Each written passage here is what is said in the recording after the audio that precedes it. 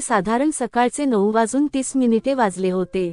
महाराष्ट्रातील एका छोट्याशा रेल्वे स्थानकावरच्या एका कोपऱ्यात एक साधा पण मनमिळावू मुलगा आरव आपल्या लहानशा चहाच्या टपरीवर उभा होता। तो प्रेमळ हसत प्रवाशांना गरमागरम चहा देत होता। आरवच्या चेहऱ्यावरचं ते निरागस हास्य थकलेल्या प्रत्येक प्रवाशाला काही क्षणांसाठी जगण्याची नवी उमेद देत होतं।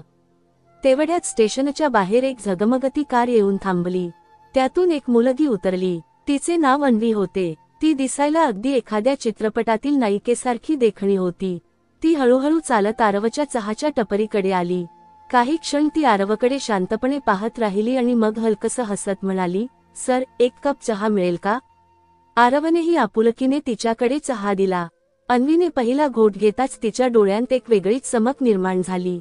चहा पीत पीत ती आरवशी बोलू लागली, हसवत जणू एखादी राजकन्या सामान्य जगात उतरली होती। पण खरी धक्का देणारी गोष्ट तेव्हा घडली, जेव्हा चहा संपल्यावर अन्वीने एक अत्यंत निरागस पण धक्कादायक प्रश्न विचारला, "तू माझ्याशी लग्न करशील का?" आरव एकदम थबकला, त्याच्या श्वासाचा ठोका चुकला। इतकी श्रीमंत, सुंदर मुलगी एका सामान्य चहा विकणाऱ्या मुलाला असा प्रश्न कसा विचारू शकते? पण मित्रांनो, तो फक्त एक प्रश्न नव्हता, तर ती एक सुरुवात होती एका अशा सत्यकथेची, ज्याचा शेवट आरवसारख्या मनाने निर्मळ असणाऱ्या मुलालाही माहीत नव्हता। कारण पुढे जे घडणार होतं ते तुमच्या काळजात खोलवर उतरून जाईल। मित्रांनो, संपूर्ण कथा जाणून घेण्यासाठी शेवटपर्यंत व्हिडिओ बघा, लाईक करा, चॅनलला सबस्क्राईब करा आणि कमेंटमध्ये तुमचं नाव आणि तुमच्या शहराचे नाव नक्की लिहा। आरवचा जन्म उत्तर प्रदेशमधील बलिया जिल्ह्यातल्या एका छोट्याशा गावात झाला होता। त्याचं कुटुंब अत्यंत साधं होतं। त्याच्या कुटुंबात आई, वडील आणि एक लहान बहीण होती। त्यांच्याकडे पैसा कमी होता, पण प्रेम आणि आनंद मात्र भरपूर होता। आरव लहानपणापासूनच हुशार होता, पण गरिबीमुळे त्याला लवकरच मोठं व्हावं लागलं। शाळा संपल्यावर तो वडिलांसोबत मजुरी करू लागला। आईचं प्रेम, बहिणीचा हसरा चेहरा आणि वडिलांची सावलीच त्याची खरी संपत्ती होती। पण नशिबाला काही वेगळंच मंजूर होतं।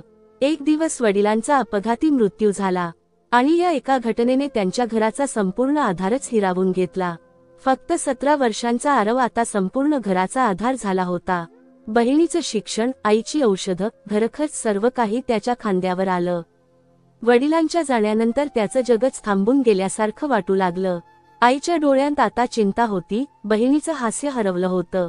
एक दिवस आरव अंगणात शांत बसलेला होता, हातात एक जुनी पिशवी आणि मनात हजारो प्रश्न होते। तेवढ्यात त्याला त्याच्या शाळेतील मित्र राहुलची आठवण आली, ज्याचे वडील मुंबईत काम करत होते। राहुल नेहमी म्हणायचा की मुंबईत मेहनत केलीस तर पैसा बरसतो भाऊ। बस, मग काय, आरव आईसमोर गेला आणि म्हणाला की आई, मला मुंबईला जायचंय। काहीतरी चांगलं काम मिळेल, बहिणीचं शिक्षण आणि लग्नही होईल। आई आधी थबकली, तिचे अश्रू थांबत नव्हते। पण जेव्हा आरवने तिचा हात हातात घेत म्हणाला, आई, मी इथे राहिलो तर आपण थांबून जाऊ, पण गेलो तर कदाचित काहीतरी मिळवता येईल, तेव्हा आईने थरथरत डोकं हलवलं आणि त्याला आशीर्वाद दिला आणि म्हणाली की जा बाळा, देव कायम तुझ्या सोबत आहे। दुसऱ्या दिवशी आरवने आपल्या फाटलेल्या बॅगेत 2 जोड कपडे ठेवले, आईच्या हाताचं प्रसाद घेतलं आणि अश्रूंनी भरलेल्या डोळ्यांनी गावाच्या पायवाटेवरून मुंबईकडे जायला निघाला। तीच मुंबई जिला सर्वजण स्वप्नांची नगरी म्हणतात। अशी मुंबई जिथे प्रत्येक जण काहीतरी बनण्याचं स्वप्न घेऊन येतो, पण यश त्यालाच मिळतं जो कधी हार मानत नाही। रेल्वे स्थानकावर पाय ठेवल्यावर आरवला वाटलं की तो एखाद्या वेगळ्याच जगात आलाय। कारण त्या शहरात सगळीकडे गर्दी, कोलाहल, उंच इमारती आणि प्रत्येक चेहरा गोंधळलेला होता। राहुलच्या वडिलांनी त्याला उचललं आणि एका वर्कशॉपमध्ये नेलं, जिथे चप्पलांची सिलाई व्हायची। काम खूप कठीण होतं, तासनतास उभं राहावं लागायचं, हाताला फोड येत असत। पण आरवला त्याचं स्वप्न पूर्ण करायचं होतं। दिवसा वर्कशॉपमध्ये राबायचा आणि रात्री स्टेशनजवळच्या माधवबाबांच्या छोट्या चहाच्या दुकानात त्यांना मदत करायचा। माधवबाबा एकटेच वृद्ध व्यक्ती होते। त्यांना वेळेने हतबल केले होते। त्या छोट्याशा चहाच्या टपरीवरच त्यांचं जगणं सुरू होतं। आरवची निरागसता आणि मेहनत पाहून त्यांनी त्याला आपलं मानलं। त्याला म्हणाले की बाळा, तूच माझा आधार आहेस, आजपासून हे दुकानही तुझं आणि या दुकानाची सर्व जबाबदारी ही तुझीच आहे। दिवस सरत गेले। आरवने दोन्हीकडे मेहनत केली आणि काही महिन्यातच त्याने गावाकडे पैसे पाठवायला सुरुवात केली, जेणेकरून आईला पुन्हा मजुरीसाठी घराबाहेर जावं लागू नये आणि बहिणीचं शिक्षण सुरळीत चालावं. आणि मग एक दिवस गावाकडून चिठ्ठी आली. प्रियंका, बहीणसाठी चांगलं स्थळ आलं होतं. आरव आनंदाने हरखून गेला. त्याने आपल्या कष्टाचे सारे पैसे एकत्र केले, चहाविक्रीतून जमवलेली बचत उचलली आणि गावाकडे परत निघाला. आईच्या चेहऱ्यावर हास्य होतं आणि बहिणीच्या हातावर मेहंदी लावली होती. लग्न मोठ्या धुमधडाक्यात पार पडलं. सगळं गाव पाहतच राहिलं की तोच आरव आहे का जो कधी काळी लाचार आणि हताश वाटायचा. आज त्याने आणि त्याच्या आईने मिळून आपल्या बहिणीचं आयुष्य उजळून टाकलं होतं. पण सगळं काही आटोपल्यावर आरवला जाणवलं की गावात आता त्याचं मन लागत नव्हतं. त्याला पुन्हा तीच हाक ऐकू येऊ लागली. तीच मुंबईची गर्दी, चहाचा सुगंध आणि माधव बाबांचा हसरा चेहरा. त्याने आईचे पाय धरले आणि म्हणाला, आई, मला पुन्हा एकदा माझी स्वप्न पूर्ण करण्यासाठी जावं लागेल. मला माझ्या स्वप्नांना पंख द्यायचे आहेत. आईने अश्रूंनी भरलेल्या डोळ्यांनी आशीर्वाद दिला. जा बेटा, तुझ्या नावाचा झेंडा रोव. देव तुझ्यासोबत कायम आहे. यावेळेस आरवने ठरवलं होतं की आता फक्त आयुष्य जगायचं नाही, तर ते घडवायचं आहे. मुंबईला परतल्यानंतर त्याने पूर्ण लक्ष माधव बाबांच्या चहाच्या टपरीवर केंद्रित केलं. दिवसभर मेहनत करत, ग्राहकांना चहा पाजत आणि रात्री दुकानाचा हिशेब स्वतः करत. आता ती टपरी त्याची स्वतःची झाली होती. माधव बाबांनी निस्वार्थपणे ती त्याला दिली होती आणि आरवही त्यांना वडिलांसारखं मानून त्यांची सेवा करत असे. आरवचं जीवन आता एका सरळ रेषेसारखं झालं होतं, साधं, सुस्पष्ट, पण मनापासून समृद्ध. तो आपल्या छोट्याशा स्वप्नांमध्ये सुखी होता. त्याला फक्त एक चांगला मुलगा व्हायचा आणि आपल्या आईसाठी एक छोटंसं स्वप्नातलं जग निर्माण करायचं होतं. पण नशिबाने त्याच्या झोळीत काही वेगळंच लिहिलं होतं. एकदा श्रावण महिन्यात पहिल्यांदा जोरदार पाऊस पडत होता. संपूर्ण स्टेशन ओलं झालं होतं. पाण्याच्या धारा प्लॅटफॉर्मवरून वाहत होत्या आणि आरव आपल्या टपरीवर पावसात भिजत भिजत सामान वाचवण्याचा प्रयत्न करत होता. भिजलेल्या वातावरणात त्याचं लक्ष एका मुलीकडे गेलं. ती पूर्णपणे भिजली होती, थरथरत होती. तिच्या चेहऱ्यावर भीती स्पष्ट दिसत होती आणि डोळ्यांत एक खोल उदासी होती. ती मुलगी दुसरी कोणी नसून तीच अन्वी होती, जिने कधी काळी आरवकडे चहा मागितला होता. आरव काही कळायच्या आतच अन्वी थबकली आणि अचानक प्लॅटफॉर्मवर कोसळली. त्या गर्दीच्या शहरात हजारो डोळे तिच्याकडे पाहत होते, पण कोणाचंच मन द्रवले नाही. पण आरव, ज्याला आईने माणुसकी शिकवली होती, ज्याला वडिलांनी मदत करायला शिकवलं होतं, तो क्षणभरही न थांबता धावून गेला. पावसात भिजत त्याने अन्वीला आपल्या कुशीत घेतलं. तिचं नाजूक शरीर थरथरत होतं, ओठ निळसर झाले होते. आजूबाजूच्या लोकांकडून मदत मागितली पण कुणीही थांबलं नाही. कोणी आपल्या गारठलेल्या खिशांची काळजी करत होतं, तर कोणी आजारी पडण्याच्या भीतीने वळून निघून गेलं. पण आरवने हार मानली नाही. ओले कपडे, थरथरते हात आणि दृढ निश्चय घेऊन त्याने एक ऑटो थांबवली आणि जवळच्या हॉस्पिटलमध्ये गेला. डॉक्टरांनी लगेच पैसे मागितले. आरवने क्षणाचाही विचार न करता त्याच्या आईसाठी पाठवण्यासाठी साठवलेले सर्व पैसे काढून दिले. त्याच्यासाठी ती मुलगी वाचवणं हेच सर्वात महत्त्वाचं होतं. डॉक्टरांनी उपचार सुरू केले. आरव भिजलेल्या अंगाने, दमलेला पण अंतःकरणाने प्रार्थना करत बसून राहिला. काही तासांनी डॉक्टर बाहेर आले आणि हसत म्हणाले, आता चिंता करण्यासारखं काही नाही, मुलगी आता धोक्याबाहेर आहे. आरवने सुस्कारा टाकला. त्यानंतर डॉक्टरांनी सांगितलं की ती मुलगी अन्वी म्हणजे प्रसिद्ध उद्योगपती प्रशांत मेहरा यांची एकुलती एक मुलगी आहे. पावसात किंवा भरपाण्यात तिला अशा झटक्यांचे दौरे येतात कारण एका जुन्या अपघाताने तिचं आयुष्यच उद्ध्वस्त केलं होतं.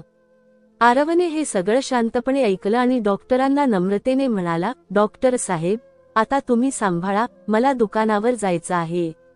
कसलाही मोबदला किंवा ओळख मिळवण्याच्या अपेक्षेशिवाय तो पुन्हा पावसात भिजत आपल्या चहाच्या टपरीकडे निघाला. त्याच्यासाठी कोणाचं प्राण वाचवणं हाच सर्वात मोठा मोबदला होता. हॉस्पिटलमध्ये जेव्हा अन्वीला शुद्ध आली, तेव्हा तिला सगळ्यात आधी आठवलं ती आवाज, हिम्मत रखो, सब ठीक हो जाएगा.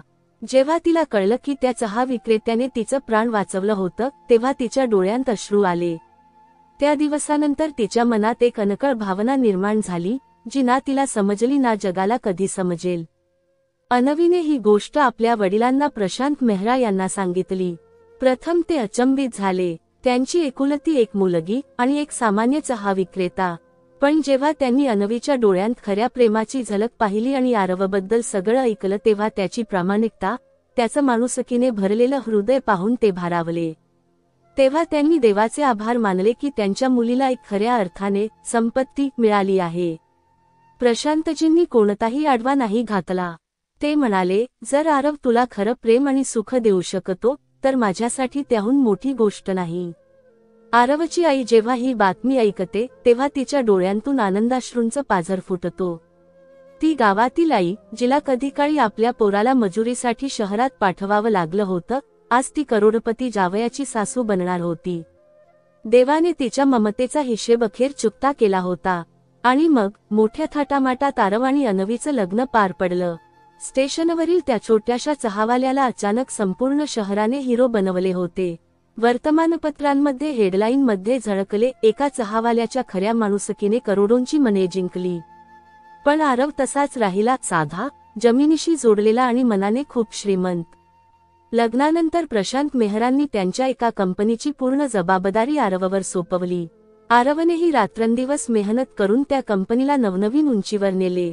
आता तो फक्त एक चांगला पतीच नव्हता, तर एक चांगला मुलगा, जावई आणि माणूसही बनला होता. आरव आणि अनवीच्या आयुष्यात हळूहळू आणखी आनंद आलं. त्यांना 2 गोंडस मुले झाली, जी त्यांच्या आयुष्यात आनंदाचे गोडवे घेऊन आली. घरात हसू, प्रेम आणि आपलेपणा प्रत्येक कोपऱ्यात भरलेला होता.